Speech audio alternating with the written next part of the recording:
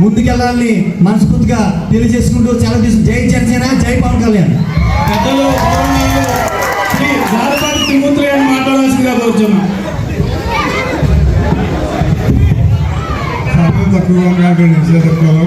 ఈరోజు ఎదుర్కొన్న పెద్దలు అలాగే పెద్దల ప్రాంతంలో తెలుగుదేశం జనసేన పార్టీ నాయకులు కార్యకర్తలకు నమస్కారం.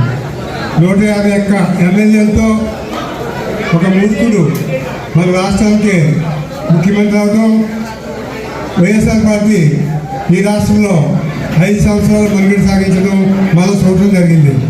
ఈ సందర్భంగా మనం ఆలోచిస్తే ఈ రాష్ట్రం చంద్రబాబు నాయుడు గారు టైంలో జరిగిన అభివృద్ధి, పశ్చిమ జరుగుతున్న విలాసం ఆలోచిస్తే మన రాష్ట్రం 25 సంవత్సరాలు అనుకెళ్ళిపోయింది. అంటే చాలామంది కుటుంబాలు పట్టించుకోరు. కారణం అంటే 12 లక్షల కోట్లు 14 లక్షల కోట్లు అప్పంటే అనుకుంటారు. మనం ఎలా అప్పు తీరుతామా చేస్తాం అనుకుంటారు. అమ్మాయికి పిల్లలు నువ్వు ఒంటికి రాసుకుని చప్పు మీద పని చేస్తున్నావు. పెట్రోల్ బంక్లోకి వెళ్ళి పెట్రోల్ వచ్చుకుంటే పని చేస్తున్నారు. ప్రతి దాని నువ్వు కట్టిన అప్పు, ప్రతి రూపాయి నువ్వు కట్టవలసిందే. చంద్రబాబు నాయుడు గారు కట్టడం, జగన్మోహన్ రెడ్డి గారు కట్టడం, 2 లక్షల కోట్ల అప్పు మనమే తెచ్చారు. కానీ ఈ రాష్ట్రాన్ని సక్రమంగా నడిపింది కదా అనుభవం.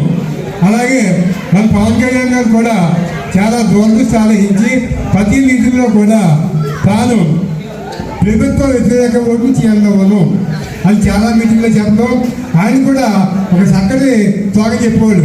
అదో ఏపీ బై బై వైసీపీ. మన నాయకుడు పవన్ కళ్యాణ్ గారు ఎంతో తగ్గి 21 సీట్లు తీసుకుని ఇవాళ టీడీపీ, జనసేన, బీజేపీని 3 పార్టీలను కూటమి చేసి ఈ రాష్ట్రంలో రాబోయేది కూటమి ప్రభుత్వం. కానీ మన రాష్ట్రం 20 సంవత్సరాలు వెనకెళ్ళిపోయిందన్న వాస్తవాన్ని గ్రహించవలసిందిగా కోరుతున్నాను. ఎక్కువ ప్రసారం మహిళలు తీసుకెళ్ళాలి. ప్రతి గ్రామంలో కూడా మహిళల మీద ఫోకస్ పెట్టాలని కోరుకుంటూ ఈ అవకాశం ఇచ్చింది అందరికీ ధన్యవాదాలు తెలియజేసుకుంటూ సెలవు తీసుకుంటున్నాం.